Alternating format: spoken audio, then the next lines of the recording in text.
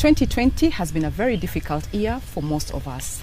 But in 2021, we bring you a discussion in County in Focus. And in this particular discussion, we are going to discuss politics, education, transport, and COVID-19. I am Sally Limo, and I'm joined in studio by Kevin Apodo, who is a researcher, and Oworo Tet, who is a specialist in road safety. Welcome, gentlemen, to the studio. Thank you. Now, I'll start with you, Kevin. Yes. Because we're in Nairobi County and we're dealing with counties, do we have a looming crisis in Nairobi at the moment based on the gubernatorial election, by-election? Of course, yes, we have a crisis, and it has been there. This is not going to be the first time that we are going to experience a crisis of such nature. But even though it's going to be there, I know at the end of the day, it's only a political solution that will carry the day. Because, everyone is trying to go as per the political affiliation to get their problem, even their legal problem sorted, So we should not expect a unique case in Nairobi, but of course political affiliations are going to carry the day at the end of it all, yeah.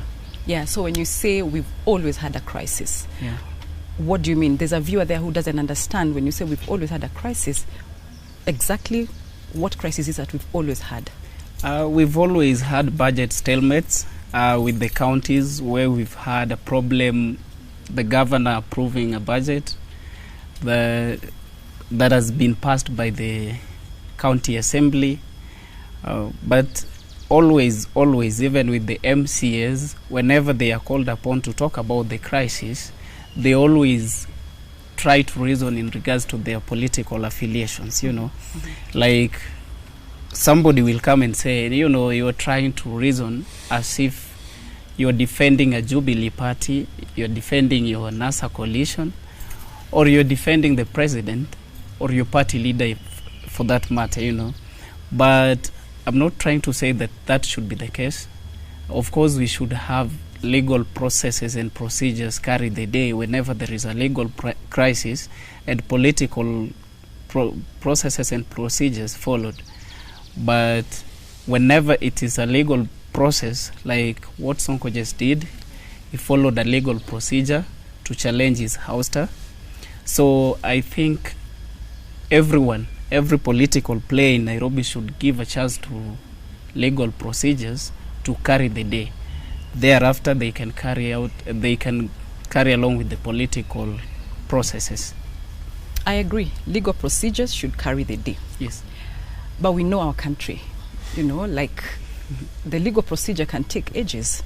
We have the speaker currently, who is now acting as the governor, isn't it? Yes. So if the legal procedure will take whatever amount of time, a longer time frame than expected, what should Nairobians expect waiting for the legal procedure to take course?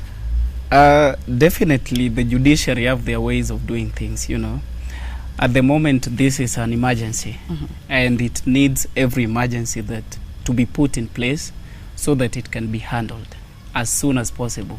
Because, in such a case where a governor or a president has been ousted, or where the procedures involved whenever we lose a politician to either political eviction, death, or anything, we are supposed to go back to election, And that is the same case with Nairobi. We will, even if it will take 1 year, we will still have to go for a by-election. Mm-hmm. And I know and I hope for sure that the judiciary respect the fact that this is an urgent issue that is going to be addressed with the urgency it deserves. Yeah. You hold your thoughts right there based on the by-election and everything, because we're going to go back again to the other counties that have or had their by-elections coming. I'll come back to you. Let me loop in Oworo Tet, the safety expert globally, not even just locally, globally. What is happening on our roads, Oworo? Whatever thing that is happening on our roads is unfathomable, and we've never anticipated this. Our roads are more crowded than they were 2 years ago. A good example would be there are counties that people have not seen the KDA number plates. And right now we are at KDB some number H. Our number plate has about a fleet of 1,000 cars. So the first fleet of 1,000 cars is done. We are now at KDB. Very soon we'll have KDC. It means our roads are becoming more crowded than before. Our road designs have remained to be the same ever since independence. Super Thika Highway, actually that is the only widest highway we have in Kenya. But remember, every other person is going into it. 2, driving schools are just doing business. Nobody is giving knowledge. And you realize the Bible says, my people perish because of lack of knowledge. If we will dig deep. I was having a conversation yesterday with a friend of mine, and he says the vehicle is being shipped on sea. So he's asking me which driving school would he go and learn it faster. Then I ask him, how long do you want to live on earth if you are given the opportunity? They say 100 years. Right now he's 32. So he's left with almost 60 plus. And then in this 60 plus, you want a quick fix to survive on our roads. There is no quick fix, and most of us are going to die. Very many of us are going to die. Premature deaths on the roads, and it is dangerous. It's not only in Nairobi, it's all over. The motorcycle industry, sad, because even as we talk right now, a rider is going to die, a rider is going to break limbs, somebody is going to lose their lives. And if you ask, they tell you they don't know. But as road safety, you're the road safety person. What are you doing, or your organization or your team? What are you doing about this? Because definitely you have the statistics, you have all the info. So what is the way forward, or what have you done so far? Owuor Otet is just one. People who are listening to Owuor Otet are about 10,000 or so who take him seriously. He's not been in the scene long. The impact is there. You take, you make a post on a continuous yellow line, and then somebody tells you, wow, this is very great information. That person has a driving license. Why should it be a great information when he learnt it on a driving school? Until the day we will learn to embrace road safety, Kenya, we are still at a bad place, because every 7 minutes a crash happens in this country. An average of 15 people die daily. We are at a bad age, a very bad age. However much we will try, I am not in the mandated authorities. Mandated authorities need to work extra hard. Yeah, you may not be in the mandated authority per se, but what I'm asking is, from your end, what have you done? What is there any impact you've created? Do you feel there's something you've done? Because you're saying you're just you. Yes, it's you, but listen here, you are global. So definitely there has to be something, no matter how small it is, as Owuor Otet, you've done to just mitigate the road accidents that we see on a daily basis on different roads, different counties in the country. What I have done is I have created massive awareness that has been recognized globally.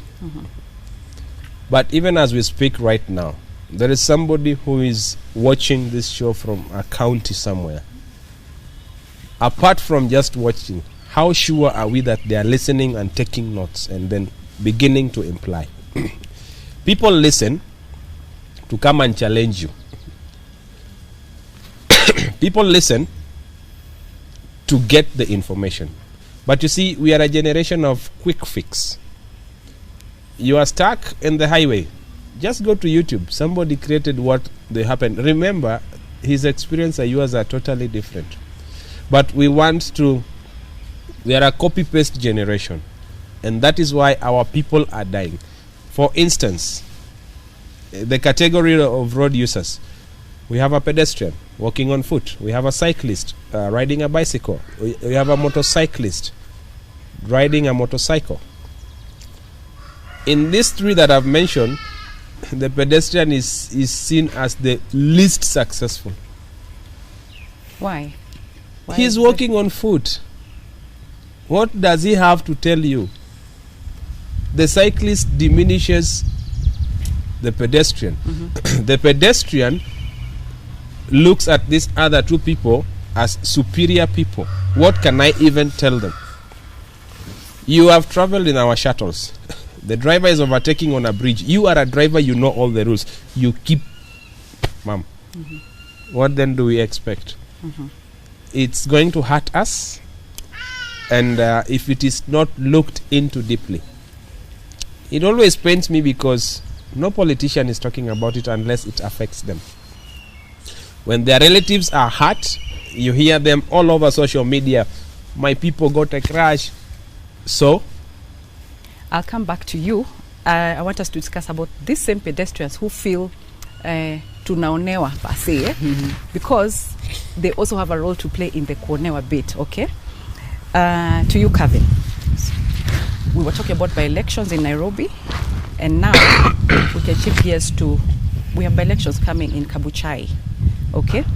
We have Ford Kenya, Wetangula has already put his main guy, you know, he's already presented him to us. Then we have the deputy president also in the ring. What is cooking in Bungoma? What should we expect in Bungoma? Currently, I'm not so sure who is going to vie in Kakamega.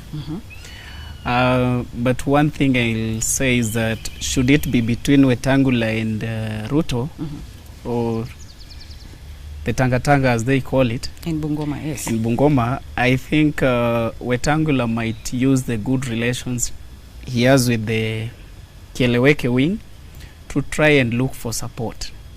Because one thing I know for sure is that we lack the proper civic education when it comes to politics, matters politics and governance.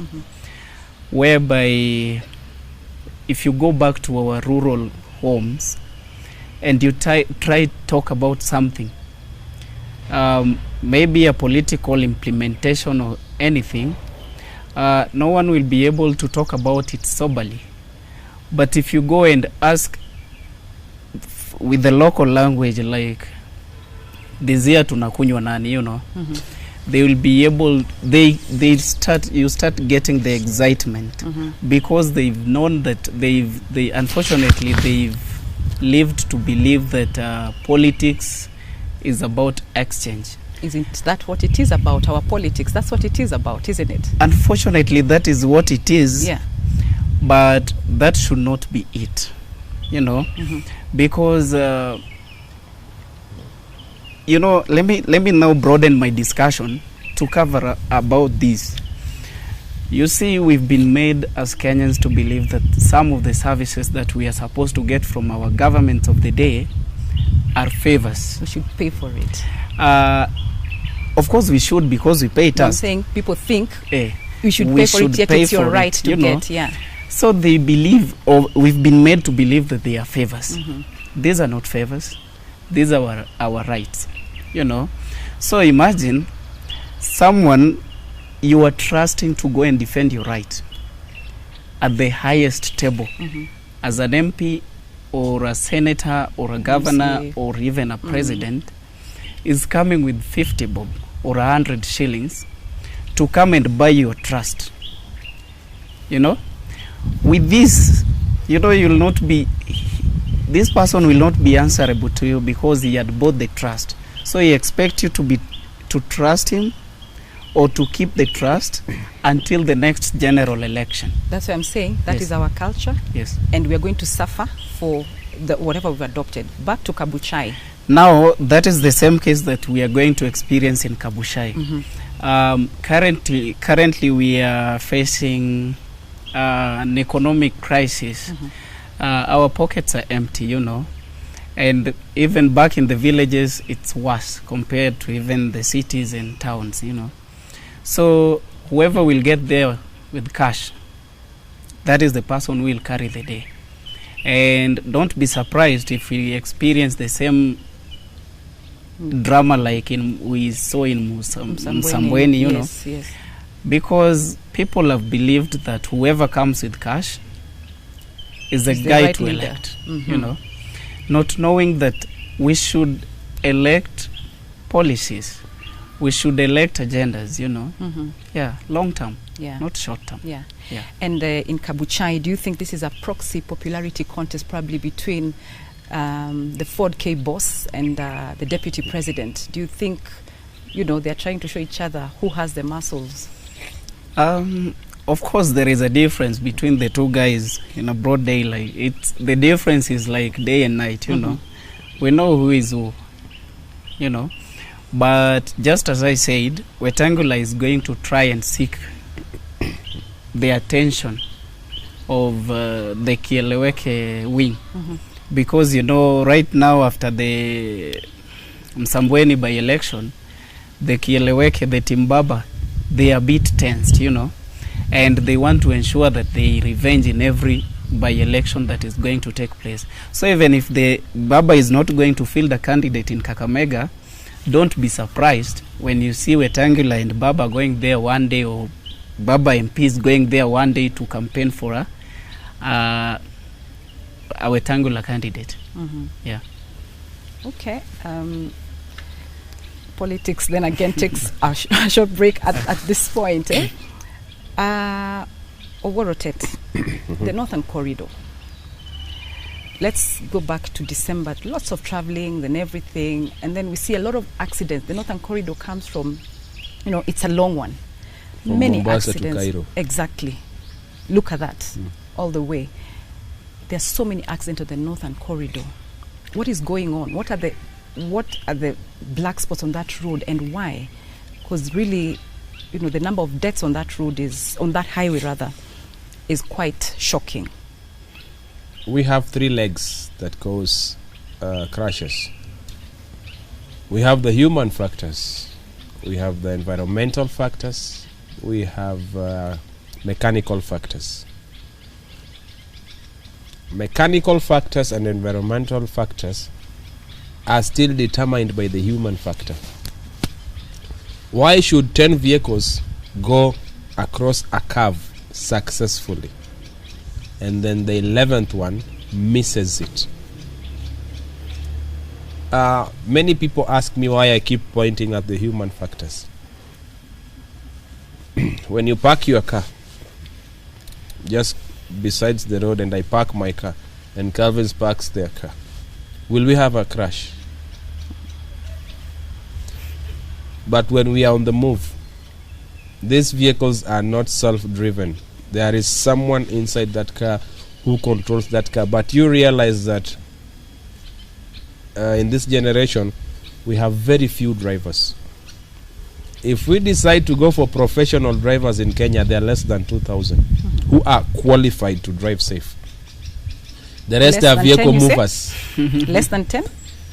Less than 2,000. Less than 2,000 Yes. qualified drivers. Qualified drivers.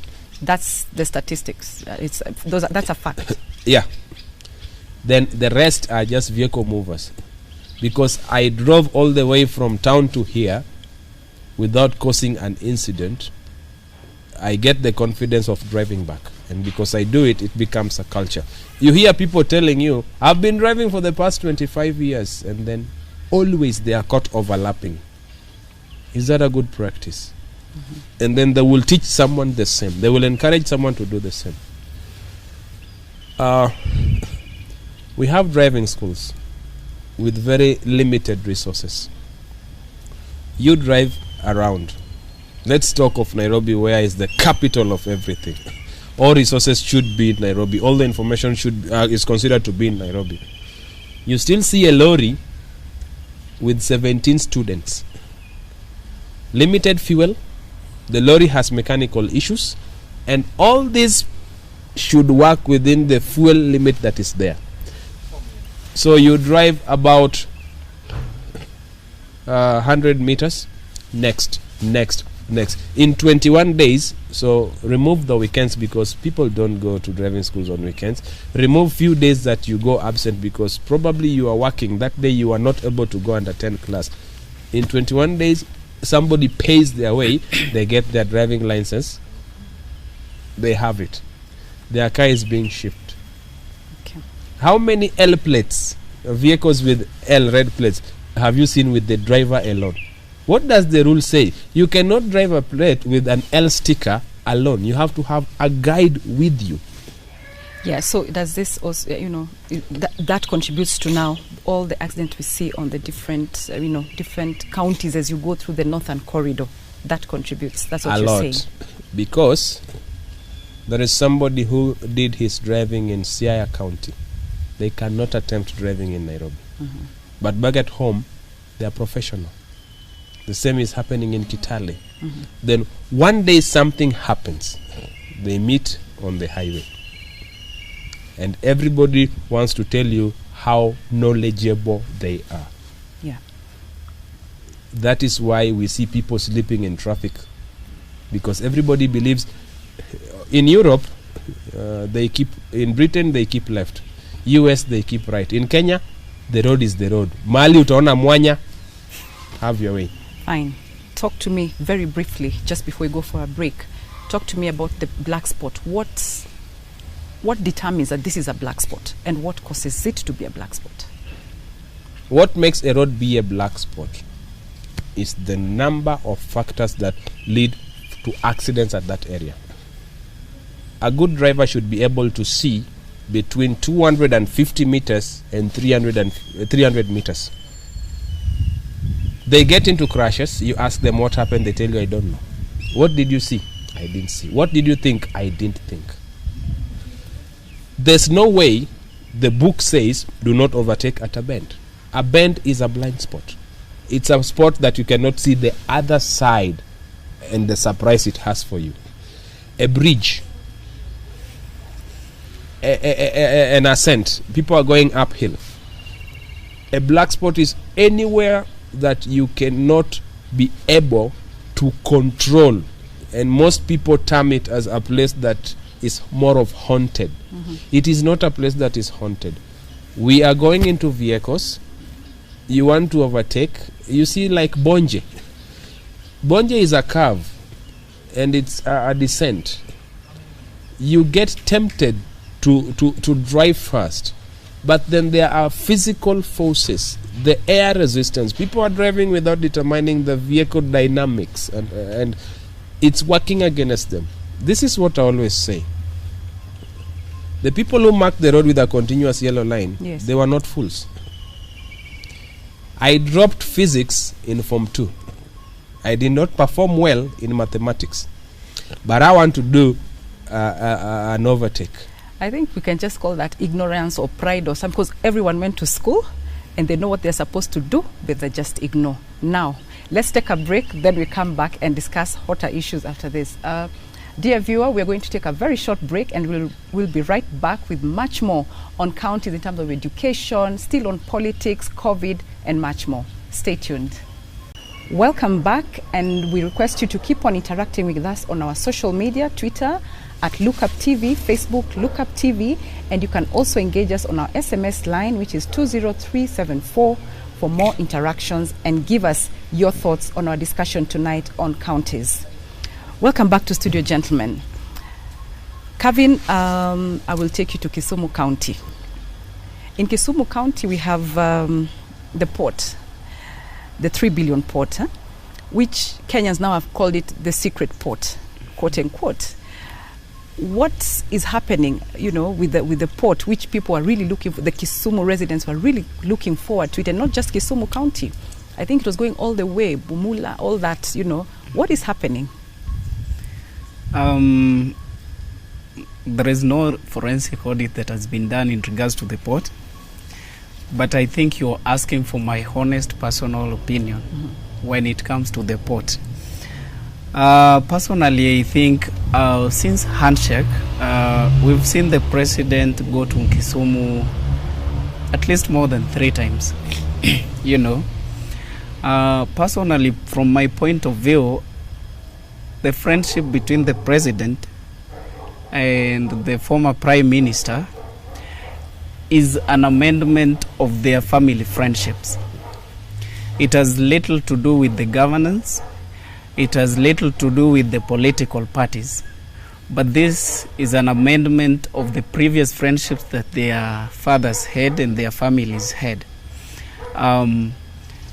You know, even the politicians, they have their business interests. And every day in our daily activities, we only trade with our friends. We don't trade with our foes, you know. So maybe they have their business interests that are going on that they have to put in place before they let the public know that this is what has been going on in here, you know. But now, I'm not trying to say that they should use a public facility to do business, but I'm saying that could be the case, you know, of which should not be the case. Yeah, because this is a place where even the media, you're not allowed even to go and just, you know, we are not allowed. So even if it's a public place, really, like you're saying, Yeah. it's a public facility, and I believe it's being funded by our own taxes. So we should have access to it. We know what is going on. If it's not a good thing, we question, you know, because it's our right to know what is the kind of development that is taking place there. Mm-hmm. But now, unfortunately, that is the case. I'm not going to say I know much about it or about what is going on, but let's hope one day, one time, we'll get to see what was the business that was taking place in there. Yeah, because the wait has been too long, really, for probably all Kenyans and not just the Kisumu County residents. Mm-hmm. The other thing that is happening in Kisumu, maybe if you're aware of it, is the AfriCity Summit in Kisumu coming in November. What does it mean for the county? And also, let's put in perspective, what if COVID will still be there? What are the repercussions? Let me start with COVID. If in case COVID is still going to be there, of which there are high chances that it's still going to be there. Number one, it is going to bring both positive and negative repercussions or impacts to Kisumu County. For example, number one positive impact is to the hotel industries. You know, they are anticipating lots of guests from various walks of Africa in the world, and from within, you know. Yes. All these guests will reside in Kisumu as they do their things and leave. Mm-hmm. This is going to be a boost to the hotel industries around Kisumu and Siaya and even the western counties. So that is a positive impact. But when it comes to COVID, I really don't think they are prepared to control the public against the crowding, because a summit that is going to have President Uhuru Kenyatta, maybe the deputy president, or maybe the former prime minister, Right. definitely you expect a crowd, Mm-hmm. because of the political anticipation that always comes with the political temperatures. Whenever they see the president, they see politics. Whenever they see, you know. So maybe I would suggest that they should put strict measures when it comes to that time, because I know What so more many strict measures than the mask? What more do you think can be done? when I talk of strict measures, of course, mask is number one, Mm-hmm. and maybe they should deploy policemen around to try and disperse any kind of gathering that would be expected at that time, or that will take place at that time. Maybe also look at the numbers and probably work with a certain number. With a certain number, the limitations, you know, to ensure that they meet the protocols, the standards of COVID-19 protocols. yes. Yeah, Okay. I would suggest that. Okay. Yeah. All right, let's go back to school. When our kids, and it's not just in Nairobi, are going back to school, we have school transport nowadays. If I'm not dropping my child, there's a bus, a van that takes our kids to school. Mhm. And it's all over the country now. All counties, private school transporters have withdrawn because they're saying, if I'm going to carry, because there's social distancing, then really there's no point. So they've withdrawn, but others have remained and they're overloading. Okay? Safety-wise, what does this mean for our children? Are they safe? They are not safe. It's a heavy workload for the dropping crew because we have social distancing now. A van that should carry 14 people now carries 9. Private transporters have withdrawn, and children have to be transported. Mm-hmm. So let's take an example of a Toyota Noah. The door opens. How many children will you count out? Children are vulnerable human beings. If you are driving a car, the campaign we did last year said, buckle up that child. Noah has a capacity of 9 on a normal day. Yeah. You have 14 children. So 9 out of 14, let's assume 9 are belted out of 14. The rest now cease to be children and they become loose objects.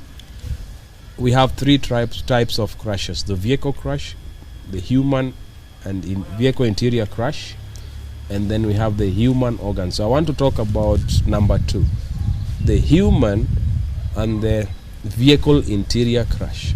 The vehicle is moving at 60. Children are vulnerable. For an instant stop, the children traveling inside the car are traveling at the inertia of 60. They are not belted, so it means when they stop, they are thrown away. As a parent, how lucky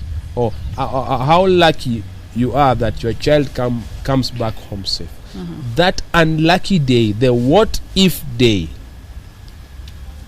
how will you take this? That is when parents will now start saying, oh, we need to sue the school. Yet they're the ones who overloaded. They allowed their child to be carried allow as an their children to excess be passenger. overloaded. Yes. How many parents who are watching from wherever county you are, have you ever gone to the school transport and asked, when last was this bus serviced? Yes. Nobody does that. All we want to see, wake up, walk lazily with them, your eyes is still close to the stage, deliver them, go pick them later. Mm-hmm. That is how bad it is. Mm-hmm. Last year I raised a concern. You see the 32 buses we have, people are celebrating. My daughter, my son is in a school that has a school bus. Those are not buses. Those are lorries built like buses. What do you mean by that? Lorries built like buses? They are buses built on lorry chassis. They have 2 COG, center of gravity operations. When loaded, it goes down. When not loaded, it goes up. That is why you in that bus from town to wherever place you go, we are seeing this we call them the Nganya. Mm-hmm. Just trying to overlap, they go down because they are not buses. Yes. They are we are human cargo. Actually, we happen to be living cargos. You see the 14-seater shuttles, North Rift, whichever, Sasa Line, these ones that carry 14 people. These vehicles are used to ferry meat from the slaughterhouse to the butchery. Let me take you back to the COG, center of gravity, and the so-called lorry that's carrying the children. Mm-hmm. Safety-wise, what is the connection? They are very much unsafe. Mm-hmm. When the center of gravity is high, meaning the distance from the ground to below the chassis is high, the vehicle is most unstable. Mm-hmm. We have a vehicle called Prado TX. It moves at 60 and just a sudden swerve, it rolls. That is what you must expect in these so-called lorries that are ferrying you in buses. They are not built for human beings. Those things are built to ferry cargoes. I see schools celebrate the day the bus arrives and I just cry and say, wish you people knew. Yeah, but they have no other option. Or that's now the only option they have. It's either that or that. what would you propose? What I would propose is we have mandated authorities like KEBS. They know this very well. NTSA, they know this very well. But remember, the cartel. People fear so much because of the cartel. And that is why you will board a NOAA from Nairobi to Mombasa doing illegal PSV. And then it gets an accident. You will not be paid. Then you start regretting. Mandated authorities are there. We have all seen the statistics. Each and every year it is going up. Okay. This is what Zambia is doing. Last year I was in Zambia. And it would look so stupid that they gave me nursery school children to address on road safety. Mm-hmm. But then come to think of it, from wherever county you are, most of the time your child is on the road alone, you are not there. Do your child know the positions that when they stand, the driver does not see them? The incidents we were talking about in Nyayo Estate. Yeah. The driver has just dropped a baby back home. Mm-hmm. And then the baby does not know that you should not be at what position. The driver reverses and crashes the child. Exactly. But then, this is somebody who went through an interview process. Yeah.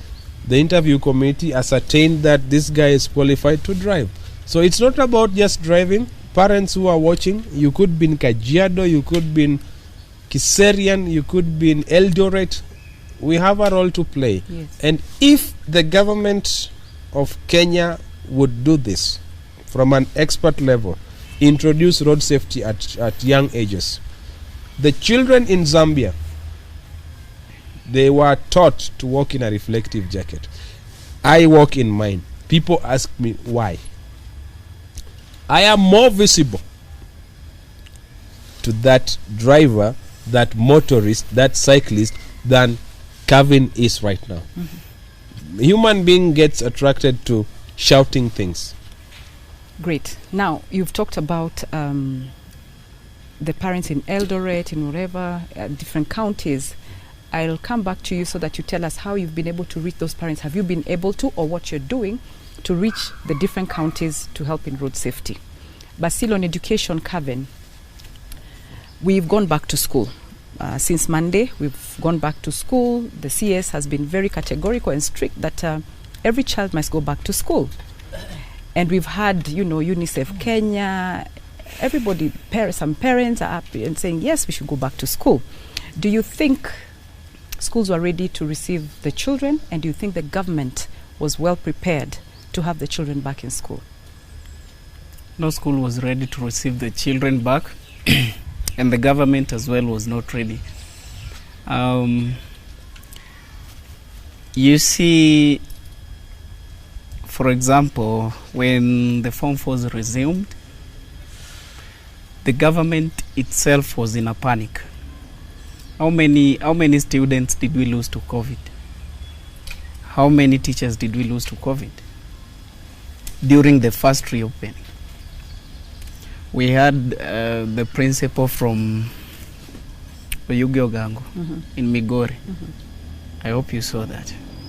So, number one thing, there is a lot of untold stories when it comes to our policies and even the institutions involved. For example, the Ministry of Education, during the time the schools were closed, they were doing so little to ensure that the schools, both public and private, were doing something to prepare for the reopening.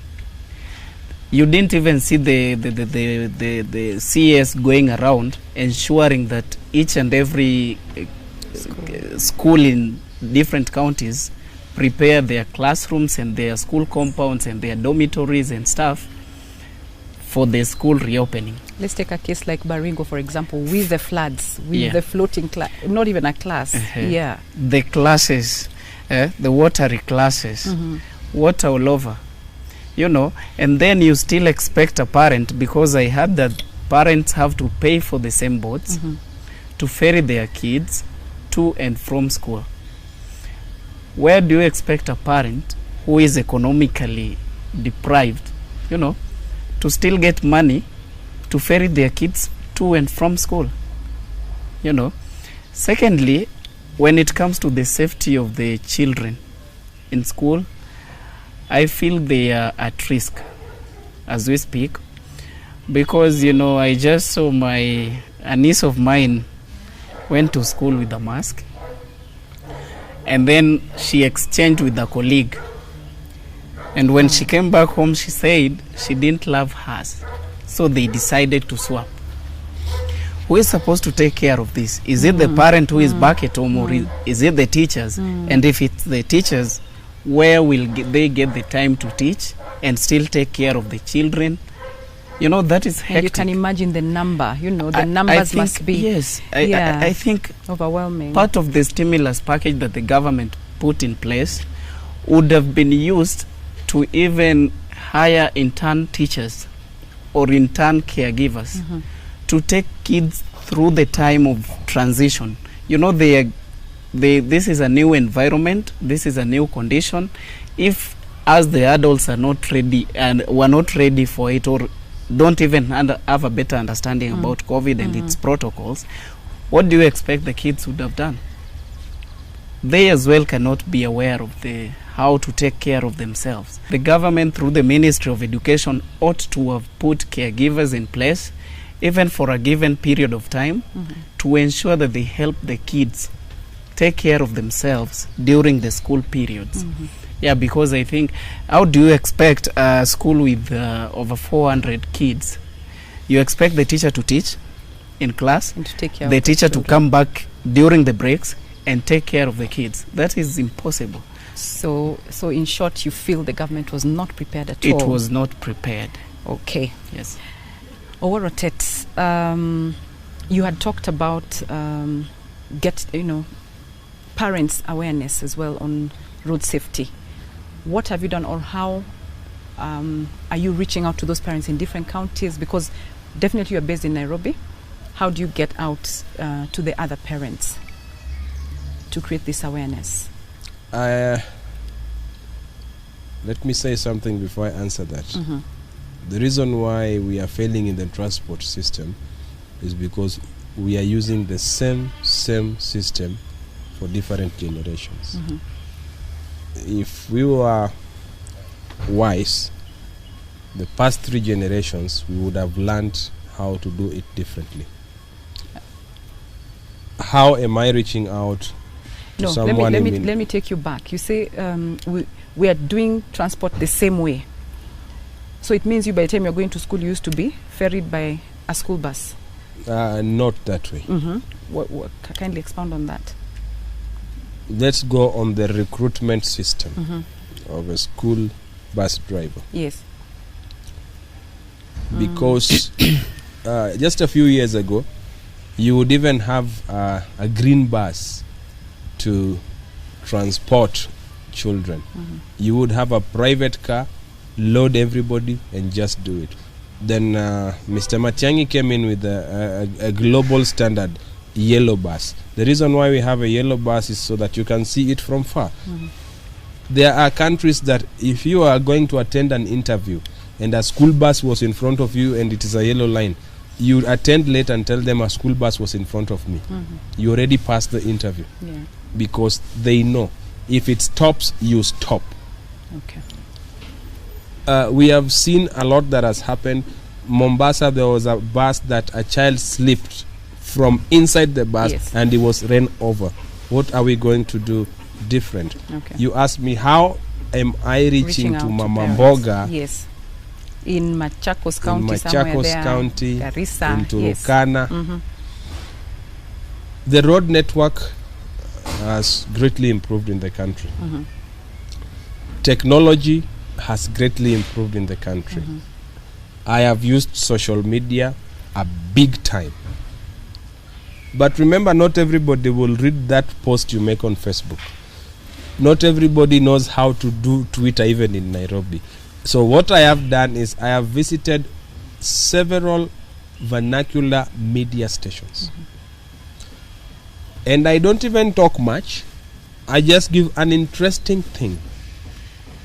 As a parent, how safe is your child being transported from Kericho Hills to the school?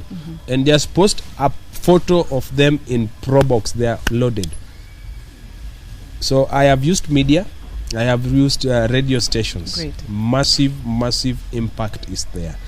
Okay. The only problem is we want to talk about it when it happens. We don't want to talk it after it happens, to avoid it from happening again. That is why I said we are using the same systems that is costing us. Right. I have shared my number. Everybody has a phone nowadays. And the number is still being shared. I receive calls of people I don't know, and they just tell me you are doing a good job.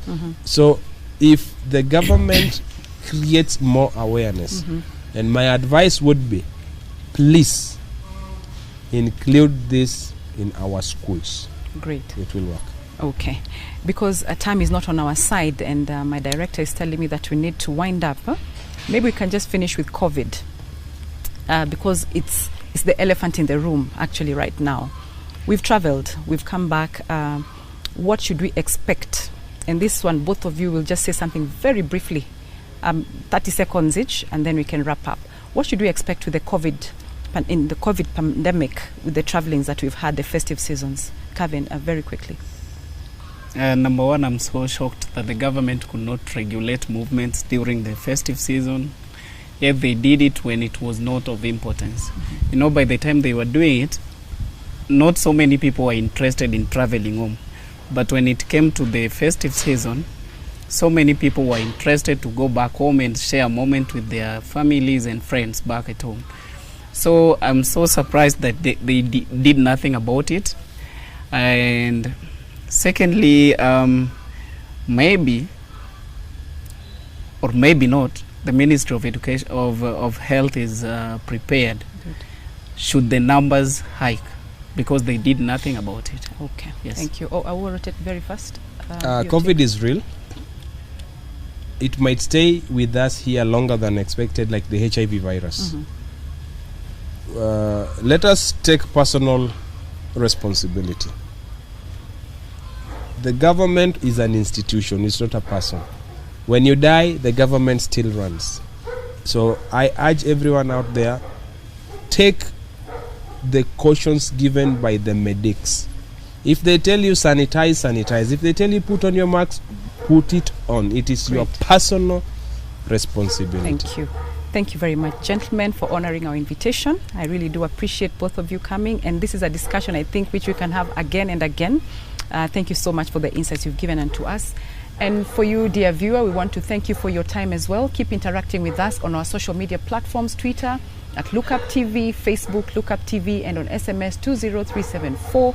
Please keep engaging us, and we shall see you next week on more Encounters on Focus. Have a good evening.